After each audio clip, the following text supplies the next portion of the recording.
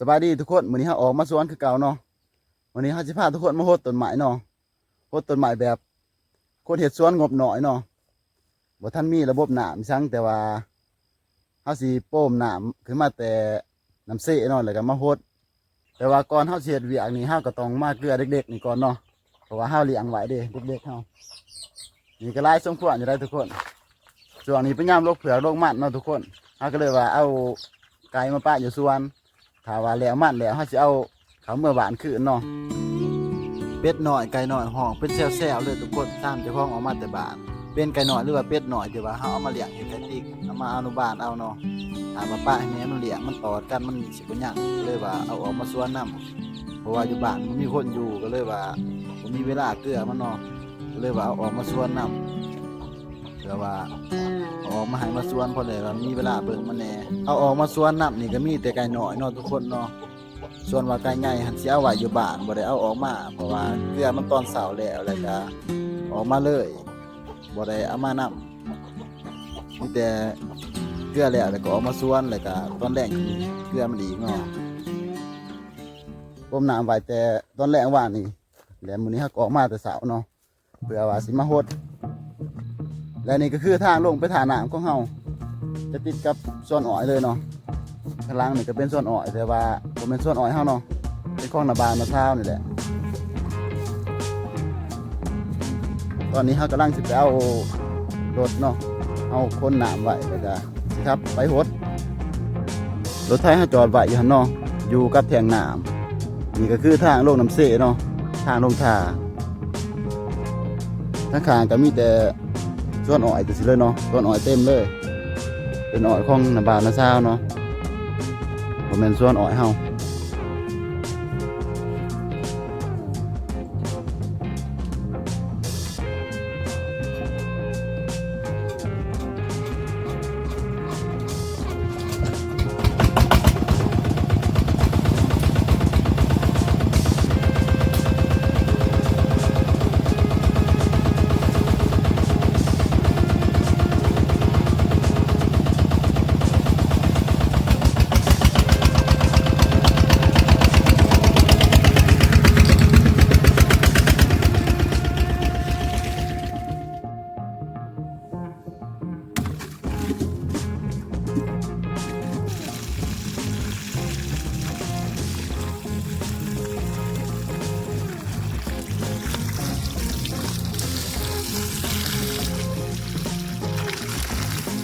โพดต้นมะงอกปีนี้ก็รู้สึกว่าสบายกว่าปีทำอิฐลายเนาะทุกคนเพราะว่าปีทำอิฐนี่เฮาบ่ได้ต่อท่อลงมาแต่เดียว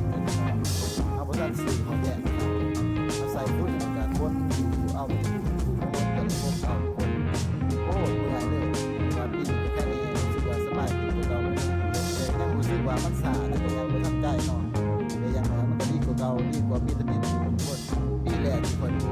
โพดแบบนี้ทุกคนใส่คู่ตักอันน้ำในฟุ้ยแต่ละคู่แล้วก็ไปทอโคตรแต่ละต้นสามสิแล้วมาเงาะร้อยต้นทุกคนโคตรว่าเมื่อยที่สุดเลยปีนี้ก็ถือว่าพัฒนาขึ้นก้าวหนึ่งเนาะทุกคนก็คือต่อน้ำมาแต่แท่งแล้วก็ใส่ท่อบ่ได้หิวโคตรคือแต่เก่าเนาะมันก็สิประหยัดแห้งแล้วก็บ่เมื่อยปานใดมันก็สิสาอยู่แต่ว่ามันก็ไข้กว่าเฮาหิวแต่ละคู่เอาอยู่ทุกคนนี่คือจุดเริ่มต้นของเฮาเนาะบ่มีอิหยังจักอย่างแต่ว่ามีแต่ใจมากอย่างเดียวก็เพื่อแห้งที่เฮามีแหละลงแห้งใส่ตั้งใจเฮ็ดคือคำเพิ่นเว้าเลยเนาะมันบ่เหนือความพยายามเฮาดอกคนงบน้อยมาเฮ็ดสวนคือเฮาก็แบบนี้แหละเนาะทุกคนเนาะแท่งก็ใส่รถคนน้ำมาหดเอาบ่ทันมีระบบน้ำบ่ทันได้เดินท่อเพราะว่างบบ่ทันมีหั้นนะก็เลยว่า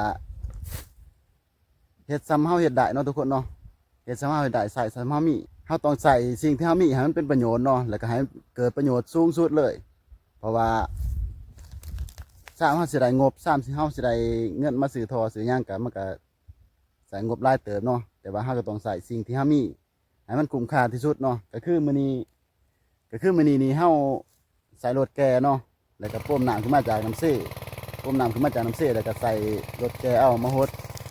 แต่ละต้นในแท่งหันก็ประมาณ1,000 ลิตรเนาะ1,000 ลิตรประมาณอันนั้นแหละประมาณ1 ต้นในแท่งเนาะน้ำในแท่งมามันก็คอยหดเอาแต่ละต้น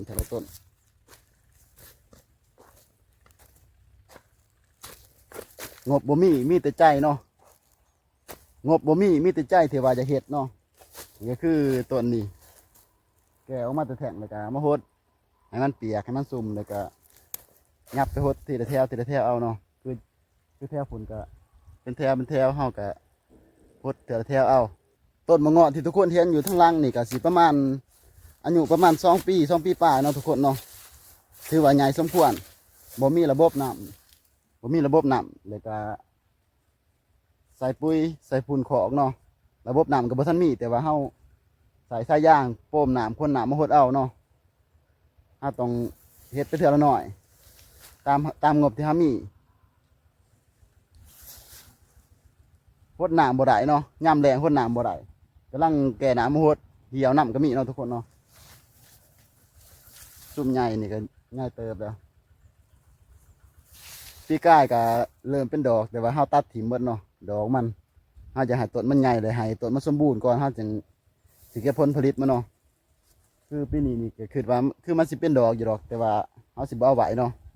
เฮาสิตัดมันออกบำรุงต้นมันก่อนต้นตัวนี้หดแล้วเรียบร้อยแล้วเนาะลมพัดแห้งตอนซวยหันใบหล่นหมดพุ่นเหลือแต่กลางแต่ก็บ่เป็นหยังดอกเนาะแล้วมันสิปลงยอดใหม่ตัวนี้สูงประมาณ3 เมตรปลายถือว่าใหญ่สมควรนะเนาะตัวนี้ต้นสมบูรณ์ดีเสียแต่ลมพัดว่านี่ดิใบพอดีหล่นหมดเลยเรือลมพัดแห้งนี่ก็เป็นอีกหนึ่งบรรยากาศของการเฮ็ดสวนเนาะเอาบ่จำเป็นต้องมีทุกสิ่งทุกอย่างเลยก็บ่ต้องพร้อมทุกสิ่งทุกอย่างเนาะเอาคอยเฮ็ดไปทีละหน่อยเฮ็ดตามงบเฮามีเฮ็ดตามเฮาเฮ็ดได้เนาะคอยเฮ็ดทีละหน่อยคอยพัฒนาขึ้นทีละหน่อยเดี๋ยวมือหนึ่งมันก็สิประสบผลสำเร็จเองหรอกเนาะนี่ก็คือต้นใหม่เฮาอาศัยว่าปลูกแล้วก็ย่ำแหละเฮาก็แก่น้ำหดเอาเนาะโป่มน้ำเฮาบ่ทันเดินถอยเดินยังแต่ว่าเฮาเกษตรต่อไปเนาะแล้วก็สิหางบไปเรื่อยๆก็คือเฮาปลูกมันใส่วางมันเนาะแล้วก็รายได้มันมาจากมันเนาะรายได้มันมาจากสวนมันแล้วก็ส่วนต้นมะเงาะนี่ก็ถามมันใหญ่ถามมะเงาะใหญ่เมื่อไรแล้วก็เฮาก็สิเช่าปลูกมันเนาะส่วนว่าเลาะทั้งกลางนี่ก็ปีหน้ายังสิได้ปลูกอีกเฮาปรับสายเนาะสายพื้นที่ให้มันเป็นประโยชน์สำหรับสวนตัวนี้นี่แม่นเฮาปลูก3 อย่างเนาะก็คือต้นกล้วยแล้วก็มันต้นแล้วก็มะเงาะเนาะมะกล้วยนี่เฮาได้ตัดตลอดเลย2-3 มื้อเฮาตัดเทื่อนึงแต่ว่ามันนี่8-9 เดือนเฮาจะได้โลกเนาะแต่ว่ามันก็สมควรอยู่พอได้ค่าน้ำมันโป่มน้ำมาหดอยู่ถ้าว่าต้นมะเงาะมันใหญ่แล้วเฮาก็สิบ่ได้ปลูกมันเนาะถ้าว่างามันจูกันแล้วแต่ว่ายังหลายปีอยู่ดอกสั้นงามันสิจูกันนี่5 กับ 2 ปีต้นได้ซำนี้ก็ถือว่าโอเคอยู่ซำนี้5 ก็หดน้ำแล้ว5 ก็หดน้ำแล้วเฮาสิไปโลกมันอยู่สวนตัวอื่นต่อเนาะเพราะว่าเฮาเฮ็ดสวนมันหลายสวนอยู่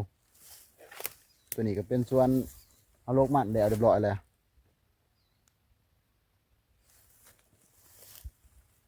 ตัวนี้ก็สูงใหญ่งามปีนี้คือสิเป็นดอกอีกเนาะปีนี้มันคือสิเป็นดอกอีกเพราะว่าปีกายนี่ก็เป็นแล้วแต่ว่าเฮาตัดถิ่มเนาะ2 ปีเป็นดอกแล้วแต่ว่าเฮาตัดถิ่มเฮาสิให้ต้นมันใหญ่กว่านี้อีกแล้วจังสิจงหมากมันไหวเนาะต้นตัวนี้ก็ใหญ่งามสมบูรณ์ถือว่าเป็นทรงภูมิที่พอดีงามเนาะใหญ่สูงปีกายนี่เป็นดอกแล้วแต่ว่าเฮาตัดถิ่มเนาะปีนี้ก็คือสิเป็นดอกอีกตามเบิ่งแต่ว่าข้าสิบจงไหวดอกข้าสิปะให้ต้นมันใหญ่ก่อนแล้วข้าจึงสิเก็บอันดอกมันแล้วข้าจะสิเอาไว้เห็ดหมากน้ำข้าก็ค้นใส่แทงมาแบบนี้เลยแล้วก็ต่อทอลงมาเนาะต่อทอลงมาตามนี้เลยเนาะเปิดน้ำเอารถไถคนมาแก่ตามหลองมันในหลองตัวนี้ก็เป็นแถวไปเลยแล้วก็แถวตัวนี้ก็เป็นหลองไปเลยส่วนทางผุนก็เป็นกกล้วยถ้าจะปลูกเป็น4 แถวเนาะ4 แถวละ10 ก่อในตัดคายตลอดอยู่กล้วยก็ได้ 2-3 ปีผ่านมานี่4-5 ปีเด้ต้นมะเงาะนี่ฮะก็ได้2 ปีก็ถือว่าใหญ่สมควรแล้วก็เป็นที่พึงพอใจเนาะสำหรับคนเฮ็ดสวนบ่มีงบคือเฮา